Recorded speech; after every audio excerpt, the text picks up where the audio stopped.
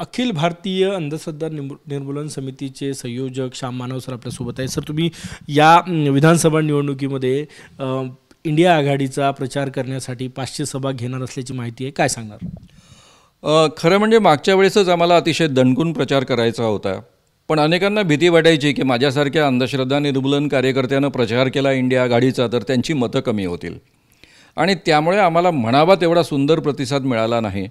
तरी संपूर्ण विदर्भामध्ये सगळ्या सामाजिक संघटनांच्या माध्यमातून आम्ही 36 सभा आयोजित केल्या आणि त्या माध्यमातून तो प्रचार केला. त्यातून विदर्भातल्या लोकांचा, कार्यकर्त्यांचा, सामाजिक क्षेत्रातल्या लोकांचा आत्मविश्वास वाढवता आला आणि खऱ्या अर्थानं आपण जिंकू शकतो या आत्मविश्वासामुळेच पुढचे जे काही रिझल्ट्स आले असावेत ते आले असावेत. त्यानंतर यावेळेस आम्ही असं ठरवलं की माझे सगळेच्या सगळे कार्यकर्ते आता मैदानामध्ये उतरवायचे.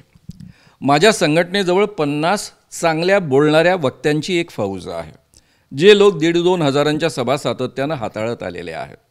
आम्ही सगळेच्या सगळे आम्हाला जमेल त्या पद्धतीनं लोकांच्या पुढ्यामध्ये हे मुद्दे मांडणार आहोत, लोकशाही वाचवण्याकरता आणि संविधान वाचवण्याकरता. आणि हे असंवैधानिक सरकार जे सध्या महाराष्ट्रामध्ये आहे ते जाऊन त्या ठिकाणी संवैधानिक सरकार आणि संविधान मांडणारं सरकार, त्याची मूल्य मांडणारं सरकार यावं याकरता आम्ही त्याचा प्रचार करणार आहोत. त्याकरता आम्ही साधारणतः संपूर्ण महाराष्ट्रामध्ये सामाजिक संघटनांच्या मदतीनं 500च्या वर सभा घेण्याच्या तयारीमध्ये आहोत. ओएसिस फर्टिलिटीच्या तज्ज्ञांनी IVF उपचार पद्धतीद्वारे 1 लाखांहून अधिक जोडप्यांना मातृत्व प्राप्तीचा आनंद दिला आहे. मोफत अपॉइंटमेंट बुक करण्यासाठी आजच संपर्क साधा. हे स्पष्ट होतं आहे की तुम्ही एका पक्षाचे, एका विचाराचा पुरस्कार करून प्रचार करणार आहे, राजकीय प्रचार करणार आहे. यापूर्वी सामाजिक क्षेत्रातल्या संघटनांनी पुढे येऊन असं पडद्या समोर येऊन राजकीय पक्षांचा प्रचार जो आहे तो केलेला नाही. बरोबर आहे, हे म्हणणं तुमचं चुकीचं आहे. 1977मध्ये मी इमर्जन्सीमधनं बाहेर आल्यानंतर संपूर्ण देशामधल्या त्यावेळेतल्या सामाजिक चळवळींनी जनता पार्टीचा प्रचार केला होता, इंदिरा गांधींचा विरोध केला होता. म्हणजे ही पहिल्यांदा घटना घडत नाही आहे. ही घटना 77 साली घडली होती आणि ही घटना 2024मध्ये घडते आहे. दोन्ही वेळेस सिच्युएशन सेम आहे. त्यावेळेसही राज्यघटना धोक्यात आली होती, इमर्जन्सी लादली गेलेली होती, या देशातल्या लोकशाहीची गळचेपी झाली होती. त्याला विरोध करण्यासाठी आम्ही मैदानात उतरलो होतो. त्यावेळेस तर मी विद्यार्थी होतो. आज तर उलट एक सामाजिक कार्यकर्ता, 43 वर्षे अखिल भारतीय अंधश्रद्धा निर्मूलन समितीचं काम करणारा एक नेता या नात्यानं ती मोठी जबाबदारी आहे. 500 सभा घेणार म्हणजे जवळपास सगळ्या 288 उमेदवार आहे, सगळ्या उमेदवारांचा प्रचार. काय ह्या सभा घेण्याची क्षमता आमची किती आहे? सामाजिक कार्यकर्ते आम्ही सगळे मिळून जरी प्रयत्न केले तरी जोपर्यंत आम्हाला सगळ्यांना जनतेचा सहभाग मिळत नाही तोपर्यंत आम्ही कुठे कुठे सभा घेणार आम्हाला ठरवता येत नाही. कारण आर्थिक प्रश्नांपासून सगळे प्रश्न आहेत.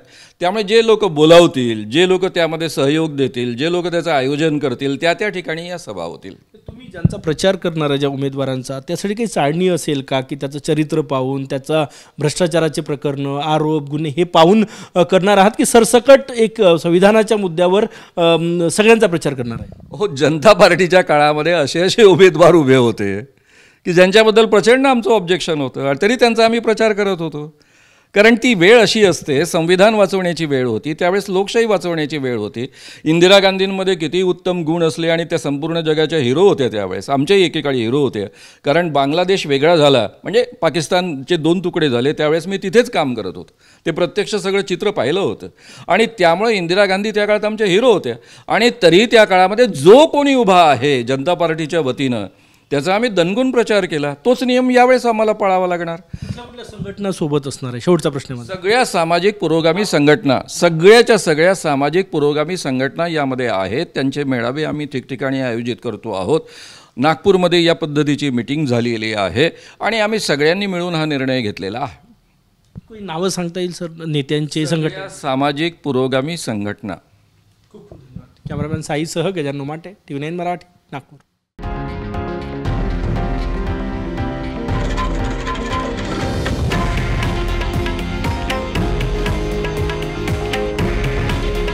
हे आहे देशातील नंबर 1 न्यूज नेटवर्क आणि आपण पाहत आहात TV9 मराठी.